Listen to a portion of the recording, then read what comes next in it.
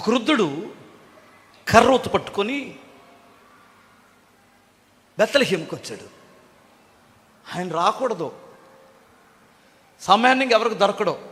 మహా టౌన్లలో పెద్ద పెద్ద ఊర్లలో తిరిగేడు వాడు ఓ చిన్న కుగ్రామానికి వస్తే అసలు ఊరంతా నిద్రపోకుండా ఆశ్చర్యంగా ఎవరింటికి వస్తున్నాడు, దైవజనుడు ఎవరింటికి వస్తున్నాడు, కీడు ప్రకటించడానికి వస్తున్నాడా, మేలు ప్రకటించడానికి వస్తున్నాడా? ప్రవక్త కదా, దీర్ఘదర్శకుడు.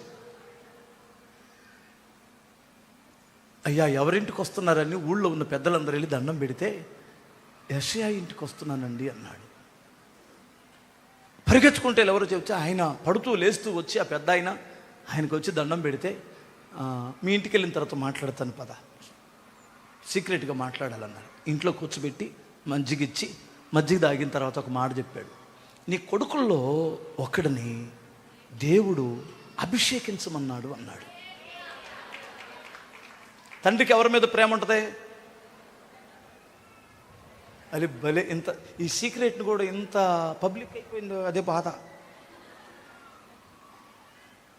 ఈ సీక్రెట్ అసలు వాస్తవంగా అందరికీ తెలిసిపోయింది. మరి ఎందుకనో పెద్ద కొడుకుని పిలిపించి నిలబడితే ఆడి ఎత్తు రూపం సరిగ్గా ఉన్నాడు. సమయంలో ఈడి ఎత్తుని ఈడి పై రూపాన్ని లక్ష్య పెట్టవద్దు. ఈడు హృదయం సరైంది కాదు. ఈడు అందగాడే, హైట్ ఉన్నాడు, వెయిట్ ఉన్నాడు, అన్ని డిగ్రీలు ఉన్నాయి, అన్ని యోగ్యతలు ఉన్నాయి. నాకు వీడి దగ్గర యోగ్యత ఏమీ కనపడట్లా. ఈయన త్రోసివేయి, వాడు హృదయం సరైంది కాదన్నాడు. 2వ వాడు, 3వ వాడు, 4వ వాడు, 5వ వాడు, 6వ వాడు, 7వ వాడు కూడా అయిపోయాడు. ఇసుక పుట్టి అసలు నీ కొడుకులు ఎంతమంది అన్నాడు. 8 మంది అండి అన్నాడు. మరి ఆ మొక్క ముందు చెప్పాలిగా. 8వ వాడు అని అడిగాడు. ఆడు గొర్రెలమ్మడి తిరిగి ఇలా తిరుగుతుంటాడండి. గొర్రెలమ్మడి తిరిగి మోకాళ్ళు ఇంత లావులు అవుతాయి, మోకాళ్ళు లావు అవుతాయి. తెలుసా మీకు? ఈ తొడలు సన్నం అవుతాయి, పిక్కలు సన్నం అయిపోతాయి. ఇది మాత్రం లావు అయిపోయింది. ఎక్కువగా నడుచుంటారు కాబట్టి, కొండలు గుట్టలు ఎక్కుతారు కాబట్టి. ఆడవాడు ఉన్నాడండి పనికిమాలినాడు, ఆడు ఏముందిలేండి అన్నాడు. అతన్ని పిలిపించు, వచ్చిందాక నేను ఉంటాను అన్నాడు. అంటే ఇప్పుడు తండ్రికి యోగ్యుడు కాదు, తల్లికి యోగ్యుడు కాదు, అన్నదమ్ములకి యోగ్యుడు కాదు. అదే దావీదు ఏమంటాడంటే, నా తల్లిదండ్రులు నన్ను విడిచినను నీవు నన్ను చేరదీయుదువు. ఏం మాట అండి! ఇంతమంది కొడుకులు ఉన్నప్పుడు, ఇంతమంది కూతుర్లు ఉన్నప్పుడు కొందరిని త్రోసివేస్తారు తల్లిదండ్రులు కూడా. కొందరు ఆ ఇంట్లో వారికి కొంతమందికి సంతోషం ఉండదు. ప్రియులారా, మీరు గమనించాలి. ఈ మధ్యకాలంలో నేను 3 ఆడపిల్లలను చూశాను. ఆ 3 ఆడపిల్లలకి గడ్డాలు వచ్చినాయి, మీసాలు వచ్చినాయి. పుట్టినటువంటి ఆడపిల్లల్ని తల్లిదండ్రులకు భారం అయిపోయి వారి వికారపు మనసుకి మాకొద్దని ఒక దగ్గరే విడిచిపెట్టేస్తే నిర్దాక్షిణంగా ఒక తల్లి, ప్రేమ కలిగిన తల్లి వారిని చేరదీసి వారిని పోషించి చదివిస్తుంది. తల్లిదండ్రులే విడిచిపెట్టేస్తే రూపాన్ని బట్టి చాలామంది భలే నిందిస్తుంటారు. నీ ముఖానికి ఎవడొస్తాడే సంబంధం? నీ ముఖానికి ఎవడ చేసుకుంటాడు? నల్లగా ఉన్నావు, లావుగా ఉన్నావు, కుంటిదానివి, గుడ్డిదానివి, మెల్లకన్నుదానివి, నిన్ను ఎవడు చేసుకుంటాడు? నీకు ఎవడొస్తాడు? ఇంత దారుణంగా మాట్లాడే తల్లిదండ్రులు లేకపోలేదు. అదే అంటాడేమో, నా తల్లి నా తండ్రి నన్ను విడిచినను యెహోవా నన్ను చేరతీస్తాడు. నేను నా ఇంట్లో నిష్ప్రయోజకుడిని, చదువబ్బలేదు. నా ఇంట్లో నేను తెలివి లేనటువంటి వాడిని, తెలివి తక్కువ దానిని, తెలివి తక్కువ వాడిని. నేను ఒకటే చెబుతాను, తెలివి తక్కువ నీవు, పనికిరాని నీవు దేవుని చేతిలో పెట్టబడు నీ జీవితాన్ని. ఆ తర్వాత ఏం చేస్తాడో చూడు. హల్లెలూయా! వీళ్ళందరూ విడిచిపెట్టారు. ఇతను ఎలా ప్రయోజకుడిగా మారాడు, ఎంత ప్రయోజకుడిగా మారాడో ఒక్క మాట చదవాల్సిందే, మరి తప్పదు. 2 సమూయేలు గ్రంథం 5వ అధ్యాయం 1వ వాక్యాన్ని చూడు తల్లి. మొదటి నుండి 5 వాక్యాలు. ఎక్కడోళ్ళు? ఇశ్రాయేలీల సకల గోత్రముల వారు అమ్మా హెబ్రోనులో దావీదు నొద్దకు వచ్చి చిత్తగించము, మేము నీ ఎముకనంటిన వారము, రక్త సంబంధులము. పూర్వమున సౌలు మా మీద రాజై ఉండగా నీవు ఇశ్రాయేలును నడిపించువాడవై ఉంటివి. అయితే ఇప్పుడు నీవు ఇశ్రాయేలీలను బట్టి నా జనులను పాలించు వారి మీద అధిపతివై ఉందువని యెహోవా నిన్ను గురించి సెలవిచ్చి ఉన్నాడని చెప్పిరి. మరియు ఇశ్రాయేలు వారు పెద్దలందరూ హెబ్రోను రాజు నొద్దకు రాగా, రాజైన దావీదు హెబ్రోనులో యెహోవా సన్నిధిని వారితో నిబంధన చేసెను గనుక ఇశ్రాయేలుడి మీద రాజగుటుకై వారు దావీదునకు పట్టాభిషేకము చేసిరి. అర్థమవుతుందా? ఇప్పుడు ఎవరు వచ్చారు ఇక్కడికి? దేశములో ఉన్న పెద్దలందరూ కదిలి, అయ్యా దావీదా, దావీదా, రాజు మొన్నటి వరకు సౌలు మమ్మల్ని ఏలాడు, నువ్వు మమ్మల్ని నడిపించేవాడుగా ఉన్నావు. ఇప్పుడు సౌలుని దేవుడు తీసి పక్కన పెట్టేసి తన కుటుంబాన్ని పక్కన పెట్టి దేవుడు నిన్ను అధిపతిగా ఎన్నుకున్నాడు కనుక మమ్మల్ని వచ్చి నీవే ఏలాలి, నీవిందుకు సమర్థుడివి, యెహోవా నీకు తోడై ఉన్నాడు, నీవు మమ్మల్ని ఏలతావు నుంచి దండం పెడుతున్నారట పెద్దలందరూ వచ్చి. మీకు అర్థమైందా? ఒకప్పుడు ఎవరికి పనికిరాడు ఇతను? తల్లిదండ్రులకే, కుటుంబంలోనే పనికిరాడు. ఇప్పుడు అందరూ వచ్చి నువ్వు మమ్మల్ని ఏలాలని తన కాళ్ళ దగ్గర కూర్చుంటున్నారు. ఏనండి ఒకసారి, నేను గొర్రెలు కాసుకునేవాడిని, నిష్ప్రయోజకుణ్ణి, గొర్రెలు తప్ప నాకు ఇంక ఏమీ పని అబ్బదు. చదువు అవ్వలేదు, గొర్రెల దగ్గరికి వెళ్ళాను. తెలివి లేదు, గొర్రెల దగ్గరికి వెళ్ళాను. పనికిరాని వాడిని, గొర్రెలు కాసేవాడుకున్నాను. ఏ పండక్కి మా నాన్న ఇంటికి రమ్మనడు, ఏ పబ్బానికి మా నాన్న నన్ను పట్టించుకోడు, సరైన బట్టలు ఇవ్వడు. నేను ఒక చేతగాని వాడిని, నిష్ప్రయోజకుడిని అని కుమిలిపోయిన దావీదుని దేవుడు ప్రయోజకుడుగా, ఎంత ప్రయోజకుడుగా మార్చాడంటే దేశానికి తలమానికంగా హెచ్చించాడట.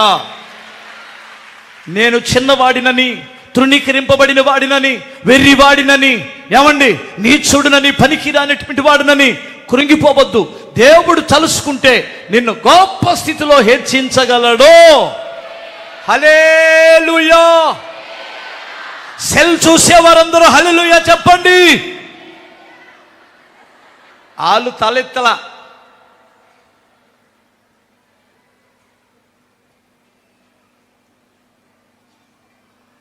భార్యనన్నా విడిచిపెడతాడు కానీ సెల్ విడిచిపెట్టాడు కదా. భార్యను తీసుకురాకుండా వచ్చాడు ఇక్కడికి, కానీ ఏం తెచ్చుకున్నాడు? సరే తెచ్చినోడు ఏమన్నా పక్కన కూర్చోబెట్టుకున్నాడా? దాన్ని జోబులను తీసి పొద్దుగులు ఇలా చూస్తున్నాడు.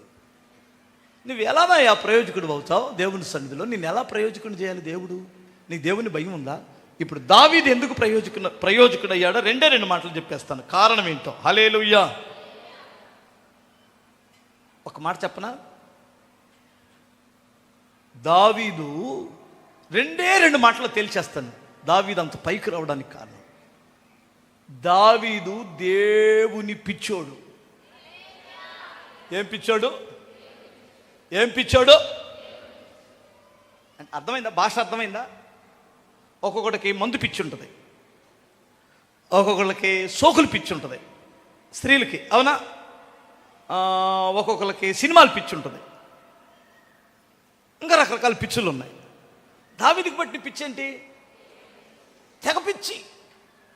పొత్తుకొకలు ఏం చేస్తాడంటే, నా దేవుని కొరకు నేను ఏం పాట రాయాలని ఆలోచిస్తాడు, నా దేవుని మందిరం కొరకు నేను ఎలా స్థలం కొనాలని ఆలోచిస్తాడు, నా దేవుని ఆలయం నేను ఎలాగో కట్టాలని ఆలోచిస్తాడు.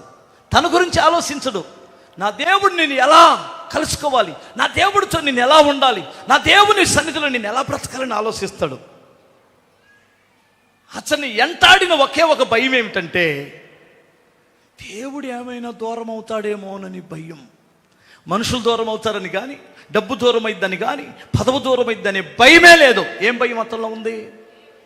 నేనేమన్నా పిచ్చి పనులు చేస్తే, ఎదవ పనులు చేస్తే, పనికి మాలిన పనులు చేస్తే దేవుడు నాకేమైనా దూరం అవుతాడేమో.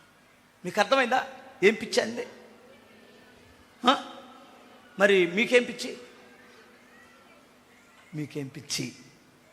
సీరియల్ పిచ్చి, జబర్దస్తి పిచ్చి, షార్ట్ మెసేజ్లు పిచ్చి, అవునా? అదే షార్ట్ ఫిల్మ్స్ ఉంటాయి కదా, ఆ పిచ్చి. కొంతమందికి వీడియోలు చేసి పిచ్చి, సినిమా యాక్టర్ కావాలని పిచ్చి, యాక్టర్లు కావాలని, నటన చేయాలని పిచ్చి, ఏదో పిచ్చులు. ఈయనకేం పిచ్చి? దేవుడి పిచ్చి. మీరందరూ ఆ పిచ్చోళ్ళే. లేదంటే ఇంత చెమటలో ఇన్ని గంటలు ఎలా కూర్చోగలరు? తిమ్మురులు వచ్చేస్తున్నాయి కాళ్ళు. పిచ్చి పట్టింది. మీ పిచ్చి దేవుని పిచ్చి. ఈ పిచ్చి నిన్ను బాగు చేస్తుంది. వ్యభిచార పిచ్చి, మందు పిచ్చి, పేకాట పిచ్చి, బెట్టింగులు పిచ్చి, నీచమైన కోరికలనే పిచ్చి, అది నిన్ను ఏనాటికైనా పతనం చేస్తుంది. ఈ పిచ్చి నిన్ను ప్రయోజకునిగా చేస్తుంది. హల్లెలూయా. దేవుడంటే విపరీతమైన ప్రేమ. దేవుడంటే విపరీతమైన కృతజ్ఞత. ఏంటి చెప్పండి? కృతజ్ఞత. నన్ను నా తల్లిదండ్రులు పైకి తీలా, నా అన్నదమ్ములు పైకి తీలా. నన్ను ఎవరు పైకి తీశారు? నీ ఉద్యోగానికి కారకులు ఎవరో నమ్ముతావా? నీ స్థితిగతులు కారకులు ఎవరో దేవుడిని నమ్ముతారా? నమ్మిన వారు అల్లులో చెప్పండి. కృతజ్ఞత కలిగినటువంటి వాడు. ఒకటి అంటే ఒక్క మాటే, ఒక్క మాట, దేవుని పిచ్చోడు. ఏం పిచ్చి? అందులోని దేవుని ప్రేమ ఉంది, అందులోని కృతజ్ఞత ఉంది, అందులోనే దేవుని కొరకు నేనేమి చెయ్యాలి, అందులోనే దేవుడు నాకేమైనా దూరం అవుతాడనే భయం కూడా అతన్ని ఏలిద్ది. నీకు దేవుడు దూరం అవుతాడేమనే భయం ఎప్పుడన్నా ఉందా? ఈ మాట మాట్లాడితే దేవుడు నాకు దూరం అవుతాడేమో, ఈ ప్రవర్తన ప్రవర్తిస్తే దేవుడు నాకు దూరం అవుతాడేమో.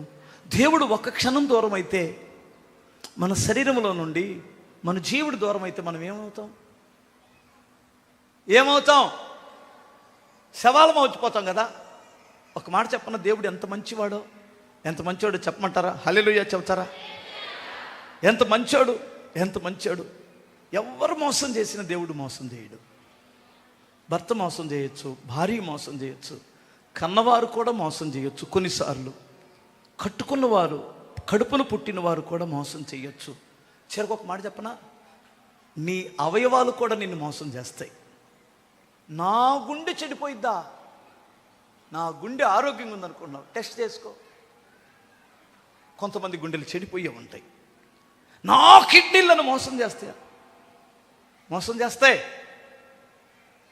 అవునా కాదా? నా లివర్ మోసం చేసిందా? చెయ్యొచ్చు. నిన్ను మోసం చేయని వాడు ఒకే ఒక్కడున్నాడు, ఆయన నా ప్రభు అయిన క్రీస్తు. అయితే అన్నా, నాకు ఇన్ని కష్టాలు ఎందుకు వస్తున్నాయి అన్నా, నాకు ఇన్ని బాధలు ఎందుకు వస్తున్నాయి? దేవుడు నాకు మేలు చేశాడని నమ్మిన వారు ఒకసారి చేతులు ఎత్తండి. ఎంతో కొంత మేలు చేశాడు కదా. మోసం చేశాడా? మేలు చేశాడా? మరలా మేలు చేస్తాడని ఎంతమంది నమ్ముతారు? ఎన్ని సంవత్సరాలు నమ్ముతారు? మీకు ఒక మాట చెబుతాను, నేను స్తోత్రం చెప్పాలి. 1950లో శాస్త్రవేత్తలు ఎలికల మీద ఒక ప్రయోగం చేశారు. కొన్ని ఎలికల్ని నీళ్ళల్లో వేశారు. ఎంతసేపు ఎదగలవో చూశారు. అలా ప్రాణాలు కాపాడుకోవడానికి 15 నిమిషాలు ఇది ఒక్కొక్కటి ఇంక అడుక్కెళ్ళిపోతున్నాయి. ఇక ఈదలేమని, ఇక మన వల్ల కాదు, మనం పడవలసిన చోటలో ఒక చిన్న టబ్బుల్లో పెట్టేశారు, వాటిని నీళ్ళల్లో, డ్రమ్ముల్లో. ఇది అడుగు పెట్టేస్తున్నాయి. ఎన్ని నిమిషాలకి? 15 నిమిషాలు. తక్కున వాటిని పైకి లాగి మళ్ళీ ఒళ్ళారిందా కొంచి చక్కగా వాటికి మేత పెట్టి బలమిచ్చి మరలా డ్రమ్ములు వేసేశారు. ఈసారి 62 గంటలు ఈదుతూనే ఉన్నాయట. ఎందుకు? ట్రైనింగ్ కాదో పిచ్చిదానా, 15 నిమిషాలు ఏం ట్రైనింగ్ అయింది, తిన్న భోజనం కూడా కాదు. ఇందాక మనల్ని చచ్చిపోయే ముందు వారు మనల్ని పైకి లాగి పరామర్శించి భోజనం పెట్టి మరలా నీళ్ళలో వేశారు. మరలా ఆ చేతులే వచ్చి నన్ను పైకి లాగుతాయి. నేను అడుగు పట్టకూడదు, నేను అడుగు పడితే చచ్చిపోతాను. ఈదుతూనే ఉండాలి. ఏదో ఒక టైములో నా దేవుడు పైకి లేపుతాడు. 62 గంటల వీధిని అట. చూసారా? మీకు అర్థమైందా? ఒక్కసారి నిన్ను అప్పుల నుంచి పైకి లేపాడు, ఇప్పుడు మరలా అప్పులయ్యావు. ఇప్పుడు ఎందుకు చావాలనుకుంటున్నావు? ఒకసారి నీ కుటుంబం చిన్నాభిన్నమయ్యేటప్పుడు దేవుడు కాపాడాడు, ఇప్పుడు కూడా అదే పరిస్థితి వచ్చింది. ఇప్పుడు ఎందుకు చావాలనుకుంటున్నావు? ఓర్చుకోలేవా? అదే హస్తం ఇప్పుడు నిన్ను ఆదుకోదా? అదే హస్తం నిన్ను పైకి లేపదా? అప్పుడు లేపాడు కదా, అప్పుడు 15 నిమిషాలకు పైకి లేపాడు, ఇప్పుడు 62 గంటల వరకు లేపలేదు. కానీ అది వీదడం, అది ఓర్చుకోవడం, అది బాధపడడం ఆ కన్నులు చూస్తూనే ఉన్నాయి. ఇక చివరి సమయం వచ్చినప్పుడు అదే హస్తాలు వచ్చి వాటిని పైకి లేపి, అర్థమవుతుందా, దాన్ని ఆదుకొని ఓదార్చి దానికి తగిన ప్రతిఫలం ఇచ్చి ఇక ఏనాడు కూడా వాటిని డ్రమ్ముల్లో వేసి నాశనం చేయాలి అంటే వాటి మీద పరిశోధన చేయాలని అనుకోలా. దీనిని బట్టి నీకేమర్థమవుతుంది? ఒక్కసారి ఆలోచి. ఎందుకు సహనం కోల్పోతున్నావు? ఇక నా వల్ల కాదని ఎందుకు అనుకుంటున్నావు? ఎవరన్నారు నిన్ను పైకి లేపడని? దేవుడు ఆయన హస్తము నీకు కొరచాయన, నీ ఓర్పు చూస్తున్నాడు. ఈదే కొలది నీ స్టామినా పెరిగిద్ది. స్తోత్రం చెప్పాలి. ఈదే కొలది నీ సామర్థ్యం పెరిగిద్ది. ఈదే కొలది నీకున్న జ్ఞానం పెరిగిద్ది. అర్థమవుతుందా? ఈసారి నువ్వు ఏట్లో పడ్డా 62 గంటల ఈదగలిగితే పెద్ద నదిని ఈదుకుంటా దగ్గరికి వెళ్ళిపోగలదు ఎలిక. స్తోత్రం చెప్పాలి. నీకు అర్థమైందా? 62 గంటల ఈదగలిగితే గోదావరి నదిని ఈదగలదు. అవ్వలేదుగా. ఈసారి ఎవడైనా ఏట్లో పడింది అనుకో, డోంట్ కేర్, ఈదుకుంటూ దగ్గరికి వెళ్ళిపోతానంటుంది. ఎందుకంటే దేవుడు నిన్ను కూడా అలాగే ఒక శ్రమల మార్గంలో నడిపిస్తున్నాడు. అందుకనే దావీదుని దేవుడు ఏనాడు విడిచిపెట్టక శాశ్వతమైన ప్రేమతో కృపతో నేను నిన్ను నింపానన్నాడు. దావీదులో ఉన్న మరొక గొప్ప లక్షణం ఏమిటంటే, రెండో లక్షణం, దేవుని పిచ్చోడని చెప్పాను కదా, తన తరము వారికి సేవ చేయాలని తపనుందట. నేను తిన్నది నేలపాలు, నా ప్రజలు తిన్నది నా పాలు. విన్నారు ఎప్పుడన్నా నీ మాట? నువ్వు తింటే వాష్రూమ్ పాలు, ఇతరులకు పెడితే నీ పాలు, నీ పిల్లల పాలు. ఇతరులకు నువ్వు ఎప్పుడైతే పెడతావో, దేవుని కొరకు ఎప్పుడైతే నిలబడతావో, నిన్ను వల్ల నీ పొరుగువాడిని ఎప్పుడైతే ప్రేమిస్తావో, అప్పుడు నువ్వు ఆశీర్వదించబడతావు. అది నీకు తరతరాలకి ఆశీర్వాదకరంగా నిలబడింది. ఈ మాటలు దేవుడు మీ ఇనికిడిలో ఫలింపచేయునుగాక.